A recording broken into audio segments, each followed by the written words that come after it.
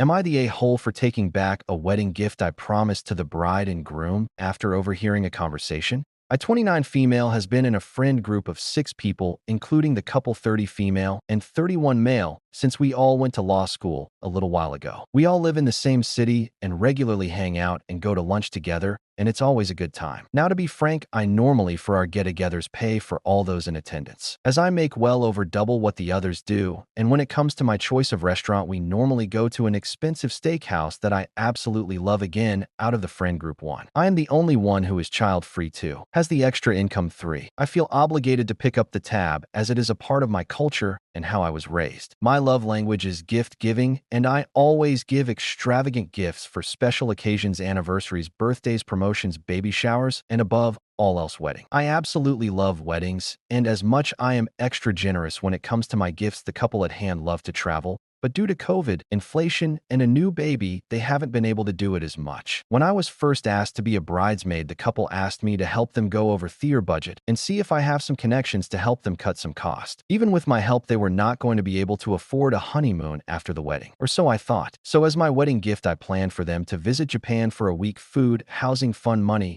and a reputable babysitter for their 4-month-old. I went to them with the gift, and they were so happy and over the moon. It was a very heartwarming experience, and I was so happy I could do this for them. Detail to add: the airplane tickets and any other reservations were under my name until the week after their wedding, where I would transfer them over. I left an envelope with the itinerary and all of the information regarding the trip on the gift table at the wedding venue. While the wedding came, and while the bride was getting ready, she told me she forgot her veil in her car and asked if I could go get it. I agreed and went to get it. As I came back, the door was cracked open, but I overheard a conversation regarding me from the bride. I stood outside the door and listened. She went on to tell whoever she was on the phone with that and I quote, gullible, and that she tricked me into paying for their honeymoon. She began to account all of the gifts that they had received from me and plotting how to get me to give them even more expensive gifts. To say I was crushed would be an understatement. I stood there for a while feeling stupid and used. They took advantage of my generosity and my love for them